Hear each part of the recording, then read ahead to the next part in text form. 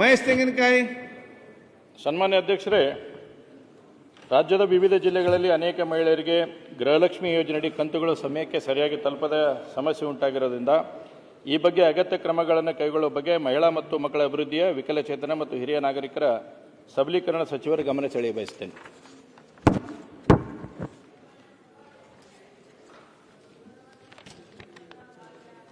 ಶಾಸಕರಿಗೆ ಒದಗಿಸಿದ್ದೀನಿ. ಏನಾದರೂ ಪರ್ಟಿಕ್ಯುಲರ್ ಏನಾದರೂ ಇದ್ರೆ, ಸ್ಪೆಸಿಫಿಕ್ ಏನಾದರೂ ಇದ್ರೆ ತಾವು ಕೇಳಬಹುದು. ಮಾನ್ಯ ಅಧ್ಯಕ್ಷರೇ, ಸಚಿವರು ಉತ್ತರವನ್ನು ಕೊಟ್ಟಿದ್ದಾರೆ.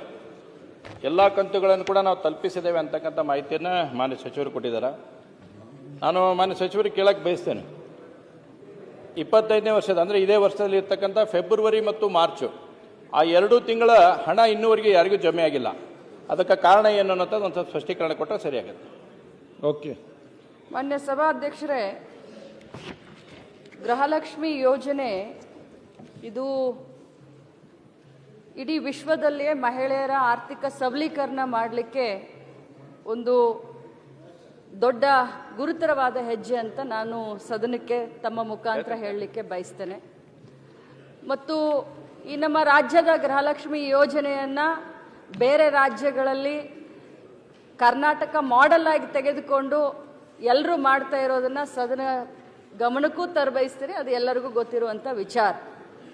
ಅದರಲ್ಲೂ ಮಹಿಳೆಯರನ್ನ ಆರ್ಥಿಕವಾಗಿ ಸಬಲೀಕರಣ ಮಾಡಲಿಕ್ಕೆ ಬಹಳಷ್ಟು ದೊಡ್ಡ ಒಂದು ಆಕಾಂಕ್ಷೆಯನ್ನು ಇಟ್ಕೊಂಡು ಈ ಯೋಜನೆಯನ್ನು ನಾವು ಜಾರಿಗೆ ತಂದ್ವಿ. ಇಲ್ಲಿಯವರೆಗೆ ಸಭಾಧ್ಯಕ್ಷರೇ ತಮ್ಮ ಗಮನಕ್ಕೆ ತರಲಿಕ್ಕೆ ನಾನು ಬಯಸ್ತೇನೆ, ಸುಮಾರು 54,000 ಕೋಟಿ ರೂಪಾಯಿಯನ್ನು ಗೃಹಲಕ್ಷ್ಮಿಯ ಫಲಾನುಭವಿಗಳಿಗೆ, ಯಾವತ್ತಿನಿಂದ ಈ ಯೋಜನೆ ಶುರು ಆಯಿತು ಇಲ್ಲಿಯವರೆಗೆ ಸುಮಾರು 54,000 ಕೋಟಿ ರೂಪಾಯಿಯನ್ನು ಗೃಹಲಕ್ಷ್ಮಿ ಯೋಜನೆಗೆ ನಾವು ದುಡ್ಡನ್ನು ಕೊಟ್ಟಿದ್ದೇವೆ. ಇಲ್ಲಿಯವರೆಗೆ 23 ಕಂತನ್ನು ನಾನು ಮಾನ್ಯ ಸದಸ್ಯರಿಗೆ ತಮ್ಮ ಮುಖಾಂತರ ಹೇಳಲಿಕ್ಕೆ ಬಯಸ್ತೇನೆ. 23 ಕಂತನ್ನು 1,24,00,000 ಮಹಿಳೆಯರಿಗೆ, ಮನೆಯ ಯಜಮಾನಿಗಳಿಗೆ, ಅಂದರೆ ಒಬ್ಬೊಬ್ಬರಿಗೆ 46,000 ರೂಪಾಯಿಗಳು, ಇಂಡಿವಿಜುವಲ್ ಒಬ್ಬೊಬ್ಬರಿಗೆ ಫಲಾನುಭವಿಗಳಿಗೆ 46,000 ರೂಪಾಯಿಗಳನ್ನು ಇಲ್ಲಿಯವರೆಗೆ ಮುಟ್ಟಿಸುವಂಥ ಕೆಲಸವನ್ನು ಮಾಡಿದೆವು. ತಮಗೆ ಹೇಳಲಿಕ್ಕೆ ಬಯಸ್ತೇನೆ, ಆಗಸ್ಟ್ವರೆಗೂ ನಾವು ಕ್ಲಿಯರ್ ಮಾಡಿದ್ದೇವೆ. ತಮ್ಮ ಗಮನಕ್ಕೂ ತರಲಿಕ್ಕೆ ಬಯಸ್ತೇನೆ, ಇದರಲ್ಲಿ ತಾವು ಕೇಳಿದ್ದೀರ ಪ್ರಶ್ನೆಯಲ್ಲಿ, ತಾವು ಮಾಹಿತಿಗೆ ಕೇಳಿದಾಗ ಏನಾದರೂ ತಾಂತ್ರಿಕ ದೋಷ ಇತ್ತು ಅಂತ. ಹೌದು, ಒಂದು 3 ತಿಂಗಳು ನಮಗೆ ಸ್ವಲ್ಪ ಕನ್ಫ್ಯೂಷನ್ ಆಯಿತು. ಯಾಕಂದರೆ ನೇರವಾಗಿ ನಮ್ಮ ಇಲಾಖೆಯಿಂದ ನೇರವಾಗಿ ಫಲಾನುಭವಿಗಳಿಗೆ ನಾವು ಮುಂಚೆ ಯೋಜನೆ ಹಣವನ್ನು ಡೈರೆಕ್ಟಾಗಿ ಅವರ ಅಕೌಂಟ್ಗೆ ಕಳಿಸ್ತಾ ಇದ್ವಿ. ಅದಾದ ನಂತರ ನಾವು ತಾಲೂಕ್ ಪಂಚಾಯಿತಿ ಮುಖಾಂತರ ಕೊಡೋದ್ರಿಂದ ಒಂದು 2-3 ತಿಂಗಳು ಡಿಲೇ ಆಯಿತು. ಬಟ್ ನಮ್ಮ ಉದ್ದೇಶ ಮಾನ್ಯ ಸಭಾಧ್ಯಕ್ಷರೇ, ಏನು ಮಹಿಳೆಯನ್ನು ಆರ್ಥಿಕವಾಗಿ ಸಬಲೀಕರಣ ಮಾಡಬೇಕಂತ ಇದ್ವಿ, ಆ ಉದ್ದೇಶದಿಂದ ಹಿಂಸರಿಯುವಂಥ ಪ್ರಶ್ನೆನೇ ಇಲ್ಲ. ಇದರಲ್ಲಿ ಯಾವುದೇ ರೀತಿಯಾದಂಥ ಗೊಂದಲಗಳಿಲ್ಲ. ಭಾಳ ಸ್ಪಷ್ಟತೆಯಿಂದ, ಭಾಳಷ್ಟು ಬದ್ಧತೆಯಿಂದ ನಾವು ಈ ಯೋಜನೆಯನ್ನು ಜಾರಿಗೆ ತಂದಿದ್ದೇವೆ. ಅದೇ ಪ್ರಕಾರ ಮುಂದೆ ಕೂಡ ನಾವು ನಡ್ಕೊಂಡು ಹೋಗ್ತೀವಿ. ಇದರಲ್ಲಿ ನಾವು ಯಾವುದೇ ರಾಜಕಾರಣ ಮಾಡ್ತಲ್ಲ, ಯಾವುದೇ ಸ್ವಾರ್ಥ ಇಲ್ಲ. ಭಾಳಷ್ಟು ನೀಟಾಗಿ, ಕರೆಕ್ಟಾಗಿ, ಯಾವುದೇ 1 ರೂಪಾಯಿ ಹೆಚ್ಚು ಕಡಿಮೆ ಈಚೆ ಆಚೆ ಆಗದೆ, ಯಾವುದೇ ಮಧ್ಯವರ್ತಿಗಳ ಹಾವಳಿ ಇಲ್ಲದೆ ಡೈರೆಕ್ಟ್ ಆಗಿ ಮನೆಯ ಯಜಮಾನಿಗೆ ದುಡ್ಡನ್ನು ತಲುಪಿಸುವಂಥ ಕೆಲಸ ಮಾಡ್ತಾ ಇದ್ದೀವಿ. ಓಕೆ. ಮಾನ್ಯ ಅಧ್ಯಕ್ಷರೇ, ಹೇಳಿದ್ರು. 1 ಮಿನಿಟ್ ಅಲ್ಲ, ನಾ ಕೇಳಿದ್ದು ಹೇಳಿಬಿಟ್ಟು ಎಲ್ಲ ಹೇಳಿದ್ರು ಅವರು. ನಾನು ಕೇಳಿದ್ದು ಫೆಬ್ರವರಿ ಮತ್ತು ಮಾರ್ಚ್ 2025 ದುಡ್ಡು ಇನ್ನೂವರೆಗೆ ಬಂದಿಲ್ಲ ಅಂತೇಳಿ.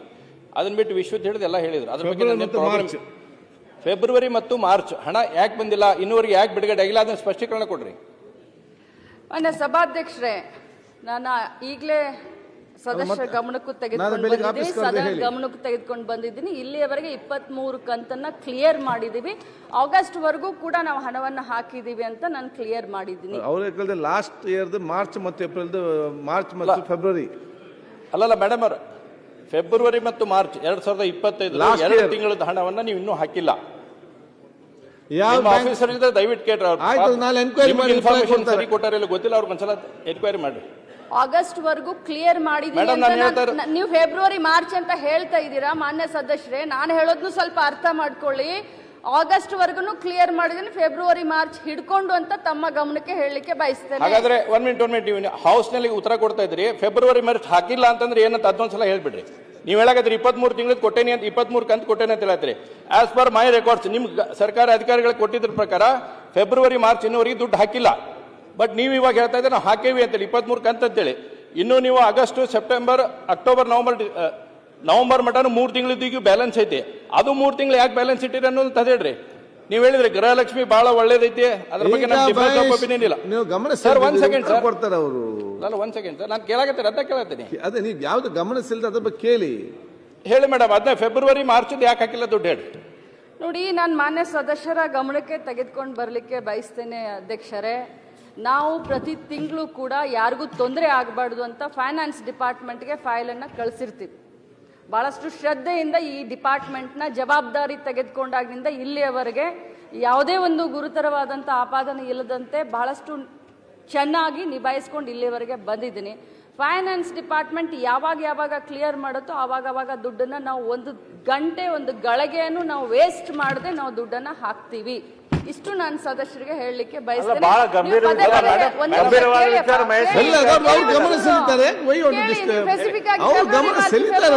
ಅಂತ ಹೇಳ್ತಾ ಇದ್ದೀರಿ.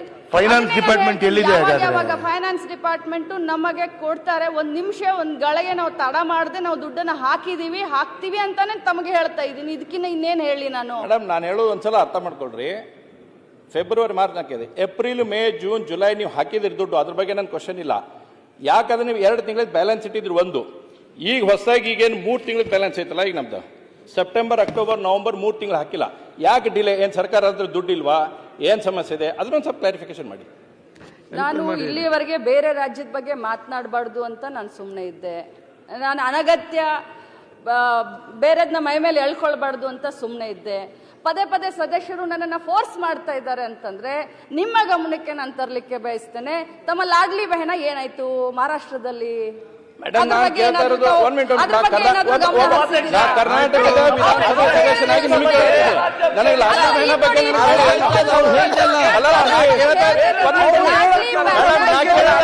ಕರ್ನಾಟಕ ವಿಧಾನಸಭೆ ಸದಸ್ಯನಾಗಿ ನಿಮಗೆ ಕೇಳತ್ತೀನಿ. ಮಹಾರಾಷ್ಟ್ರದ ವಿಧಾನಸಭೆ ಕೇಳತ್ತಿಲ್ಲ, ನೀವು ಉತ್ತರ ಕೊಡಬೇಕಾಗಿದ್ದು ನೀವು. ಕರ್ನಾಟಕ ವಿಧಾನಸಭೆ ಶಾಸಕನಾಗಿ ನಿಮಗೆ ಕೇಳತ್ತೀನಿ. ಲಾಡ್ಲಿ ಬೆಹನ ಕಂಪೇರಿಸನ್ ಮಾಡಬೇಡ್ರಿ. ಲಾಡ್ಲಿ ಬೆಹನ ಏನಾಯ್ತು ಭಾರತದಲ್ಲಿ? ಕರ್ನಾಟಕ ನಾನು ಕೇಳಾಕತ್ತಿದ್ದು ಅನೌನ್ಸ್ ಮಾಡಿದ್ರಿ, ನೋಡಿ ಎಲೆಕ್ಷನ್ ಗೆದ್ರಿ. ನಾನು ಪೂರ್ವಕ್ಕೆ ಹೇಳ್ಬೇಡ್ರಿ ಆನ್ಸರ್ ನೋಡಿ. ನಾನು ನಿಮಗೆ ಸ್ಪಷ್ಟವಾಗಿ ಅಲ್ಲಲ್ಲ 4 ತಿಂಗಳ ಹಣವನ್ನ ಸರ್ ಇಲೆಕ್ಷನ್ ಬರುತ್ತೆ ಅಂತ ಹೇಳಿ ಅಧ್ಯಕ್ಷರೇ 4 ತಿಂಗಳ ಹಣವನ್ನ ಮುಂಗಡವಾಗಿ ಪಾವತಿ ಮಾಡಿದ್ರಿ ಇವರು ಮಹಾರಾಷ್ಟ್ರದಲ್ಲಿ. ಇವ್ರದೇ ಸರ್ಕಾರ ಇದೆ. ಈಗ ಎಲ್ಲಿಗೆ ಬಂದಿದೆ? ಎಷ್ಟು ಕುಂಠಿತ ನಡೀತಾ ಇದೆ? ಎಷ್ಟು ಹಣ ಹಾಕಿದ್ದಾರೆ? ಅದ್ರ ಬಗ್ಗೆ ಇದೆಯಾ? ಅದ್ರ ಬಗ್ಗೆ ಏನಾದ್ರು ಇವ್ರ ಹತ್ರ ಮಾಹಿತಿ ಇದೆಯಾ? ನಾವು ಮೇಡಮ್ ಫೆಬ್ರವರಿ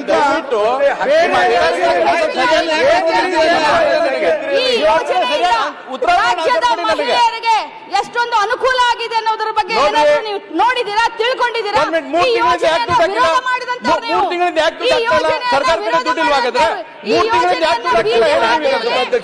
ಈ ಯೋಜನೆ ಅಭಿವೃದ್ಧಿ ಆಗ್ತಾ ಇಲ್ಲ ಅಂತ ಹೇಳಿದಂತವ್ರು ಇವರು. ಇವರಿಗೆ ಬಹಳಷ್ಟು ಒಮ್ಮಿಂದೊಮ್ಮೆಲೆ ಕಾಳಜಿ ಬಂದ್ಬಿಡ್ತಾ, ಮಹಿಳೆಯರ ಮೇಲೆ ಈ ಯೋಜನೆ ಮೇಲೆ ಪ್ರೀತಿ ಬಂದ್ಬಿಡ್ತಾ ಇವತ್ತು.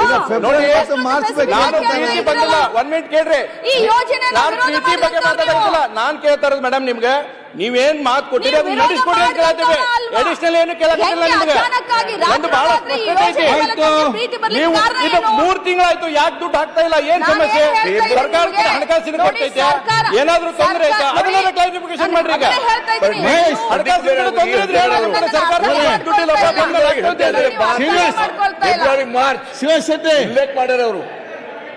ಅಲ್ಲ ಮಂತ್ರಿಗಳು ಫೈನಾನ್ಸ್ ಡಿಪಾರ್ಟ್ಮೆಂಟ್ ಸಹಾಯ ಮಾಡ್ರಿ ಬೇರೆಯವರು. ಅವ್ರ ಮಂತ್ರಿಗಳು ಚರ್ಚೆ ಮಾಡ್ತೀರಿ. ಅವ್ರು ಹೇಳ್ತಾ ಇದ್ದಾರೆ ನನಗೆ ಫೈನಾನ್ಸ್ ಡಿಪಾರ್ಟ್ಮೆಂಟ್ ರೊಕ್ಕ ಕೊಡ್ತಾ ಇಲ್ಲ, ಫೈನಾನ್ಸ್ ಡಿಪಾರ್ಟ್ಮೆಂಟ್ ದುಡ್ಡಿಲ್ಲ, ಹಾಗಾಗಿ ಅಂತ ಅವ್ರ ಮಂತ್ರಿಗಳು ಹೇಳ್ತಾರೆ. ಪಾಪ ಸಹಾಯ ಮಾಡ್ರಿ. ಈಗ ಕನ್ಫ್ಯೂಷನ್ ಬೇಡ, ಸಹಾಯ ಮಾಡ್ರಿ. ಮಾನ್ಯ ಅಧ್ಯಕ್ಷ ಚರ್ಚೆ ಬೇಡ. ಈಗ ಮಾನ್ಯ ಅಧ್ಯಕ್ಷ ಇದರಲ್ಲಿ ರಾಜಕಾರಣ ಬೆರೆಸಬೇಡಿ. ಮಹೇಶ್ ತೆಂಗಿನಕಾಯಿ ಹೇಳಿದ್ದೇನು ಅಂತ ಕೇಳಿದ್ರೆ ನೀವು ಆನ್ಸರ್ ಮಾಡಿದ್ದೇನು ಮಾನ್ಯ ಸಚಿವರೇ? 2025 ಆಗಸ್ಟಿನ ತನಕ ನಾವು ಕೊಟ್ಟಿದೀವಿ ಅಂತ ನೀವು ಹೇಳಿದ್ರಿ. ಐ ಅಗ್ರಿ, ನೀವು ಸದನದಲ್ಲಿ ಒಪ್ಕೊಂಡಿದ್ದೀರಿ. ಅವ್ರು ಹೇಳ್ತಾ ಇರೋದು ಆಗಸ್ಟ್ ತನಕ ಕೊಟ್ಟಿದ್ದೀರಿ ನೀವು ಹೇಳ್ತಾ ಇದ್ದೀರಿ, ಫೆಬ್ರವರಿ ಮತ್ತು ಮಾರ್ಚ್ ತಿಂಗಳಲ್ಲಿ ನಿಮಗೆ ಬಂದಿಲ್ಲ ಅಂತ ಹೇಳ್ತಿದ್ದಾರೆ. ಆ 2 ತಿಂಗಳು ಕ್ಲಾರಿಫೈ ಮಾಡಿ. ಮುಂದಿನ 3 ತಿಂಗಳಲ್ಲಿ ಆಗಿಲ್ಲ ಅನ್ನೋ ನಮಗೆ ಗೊತ್ತಿದೆ. ಆ 2 ತಿಂಗಳಲ್ಲಿ ಬಿಟ್ಟೋಗಿದ್ಯಾ ಅನ್ನೋದನ್ನ ಕ್ಲಾರಿಫೈ ಮಾಡಿದ್ರೆ ಆಯ್ತು ಅಷ್ಟೇ. ನೀವು ಇನ್ನೇನೋ ಬೇರೆ ರಾಜ್ಯದ ಹೇಳಕ್ ಹೋದ್ರೆ ನಾವು ಆ ರಾಜ್ಯದ ಹೇಳಕ್ ಹೋದ್ರೆ ನಿಮ್ಗೆ ಸಮಸ್ಯೆ ಆಗುತ್ತೆ. ಅದನ್ನ ಹೇಳ್ಬೇಡಿ. ಮೊನ್ನೆ ಮಹಾರಾಷ್ಟ್ರಕ್ಕೆ ಹೋಗ್ಬಂದಿದ್ದಾರೆ ಡಿ ಕೆ ಶಿವಕುಮಾರ್ ಅವರು, ಇನ್ನೂ ಬೆಳಕು ಚೆಲ್ಬೋದು ಅದ್ರ ಬಗ್ಗೆ. ಈಗ ನೀವು ಮಾರ್ಚ್ ಮತ್ತು ಏಪ್ರಿಲ್ ಮಾತ್ರ ಹೇಳಿ ಸಾಕು. ಈ ಯೋಜನೆಯನ್ನ ಹಿಗ್ಗಾಮುಗ್ಗ ಬೀದಿಯಲ್ಲಿ ಹಾದಿಯಲ್ಲಿ ನೀವು ಈ ಯೋಜನೆ ಬಗ್ಗೆ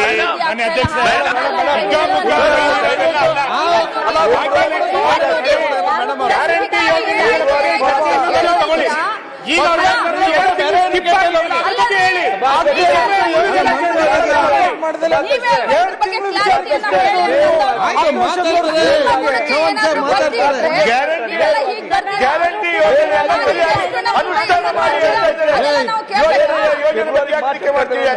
ಈಗ ಒಂದೇ ಗ್ಯಾರಂಟಿಯನ್ನ ಸರಿಯಾಗಿ ಇವರು 2 ತಿಂಗಳು ವಿಚಾರಕ್ಕೆ ಇಷ್ಟೆಲ್ಲ ಅಬ್ಜೆಕ್ಷನ್ ಮಾಡ್ತಾರೆ ಅಂದ್ರೆ ಇವ್ರಿಗೆ ಕರುಣೆನೇ ಇಲ್ಲಲ್ಲ ಅಂತ ನನ್ಗೆ ಬೇಜಾರಾಗುತ್ತೆ. ಮಹೇಶ್ ಈಗ 2 ತಿಂಗಳ ಚರ್ಚೆ ಇರುವಂತದ್ದು. ಅವ್ರು ಹೇಳ್ತಾರೆ ಆಗಸ್ಟ್ ತನಕ ಕೊಟ್ಟಿದ್ರೆ ಅದರ್ಥ ಮಾರ್ಚ್ ಮತ್ತು ಫೆಬ್ರವರಿ ಸೇರಿಸಿ ಕೊಟ್ಟಿದ್ದೇವೆ ಅಂತ ಅರ್ಥ. ನೀವು ಕೊಡ್ಲಿಲ್ಲ ಅಂತ ಹೇಳಿದ್ರೆ ಆ ದಾಖಲೆ ಹೋಗಿ ಅವ್ರ ಎನ್ಕ್ವೈರಿ ಮಾಡಿದ್ರೆ ಹೇಳ್ತಾರೆ. ಅಧ್ಯಕ್ಷ, ಈ ಸರ್ಕಾರಕ್ಕೆ ಲೆಕ್ಕಕ್ಕೆ ಪಿಟಿ ಮಾಡ್ತಿದ್ರ ಅಂತ ಕಾಣುತ್ತೆ ನನಗೆ. ಯಾಕಂದ್ರೆ ಮಾರ್ಚ್ ಮತ್ತೆ ಏಪ್ರಿಲ್ ಇತ್ತು, ಮತ್ತೆ ಆಗಸ್ಟಿಗೆ ಹೋಗಿದೆ. ಹಾಗಾಗಿ ಲೆಕ್ಕಕ್ಕೆ ಪಿಟಿ ಮಾಡ್ತಿದ್ರ ಅಂತ ಇವರಿಗೆ.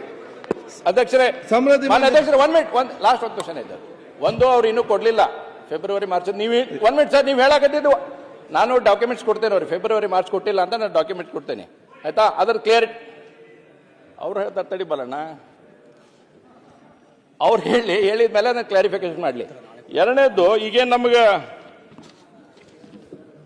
ಸೆಪ್ಟೆಂಬರ್, ಅಕ್ಟೋಬರ್, ನವೆಂಬರ್ಗೆ ಇನ್ನೂ ಕೊಟ್ಟಿಲ್ಲ. ನನಗೂ ಭಾಳ ಖುಷಿ ಐತಿ, ನೀವು ಒಳ್ಳೆ ಕೆಲಸ ಮಾಡತ್ತೀರಿ, ಮಾಡ್ರಿ. ಆದ್ರೆ ಕೊಟ್ಟ ಮಾತನ್ನ ಸರಿಯಾಗಿ ನಡೆಸ್ಕೊರಿ ಅಂತೇಳಿ. ತಿಂಗಳ ನಿಮಗೆ 2,000 ರೂಪಾಯಿ 1ನೇ ತಾರೀಕಿಗೆ 2ನೇ ತಾರೀಕಿಗೆ ಬರುತ್ತೆ ಅಂತ ಹೇಳಿದ್ರಲ್ಲ. ಸೆಪ್ಟೆಂಬರ್, ಅಕ್ಟೋಬರ್ 3 ತಿಂಗಳು ಬಂದಿಲ್ಲ. ಈಗ ಯಾವ ಚುನಾವಣೆನೂ ಬರಂಗಿಲ್ಲ ಸದ್ಯಕ್ಕೆ, ಅಲ್ಲಿ ಮಟ್ಟ ಇಟ್ಕೊಂಡು ಹಾಕಕ್ಕೆ. ಹಾಗಾಗಿ ಅದನ್ನ ಯಾವ ಟೈಮ್ ಬಾಂಡ್ ಲಿಮಿಟ್ನಾಗ ದುಡ್ಡು ಹಾಕ್ತೀರಿ ಅದನ್ನ ಕ್ಲಾರಿಫಿಕೇಶನ್. ಈಗ ಅವ್ರಿಗೆ ಸಮೃದ್ಧಿ ಮಂಜುನಾಥ್ ಉತ್ತರ ನಾಳೆ ಬರ್ತದೆ. ನಾಳೆ ಸಬ್ಜೆಕ್ಟ್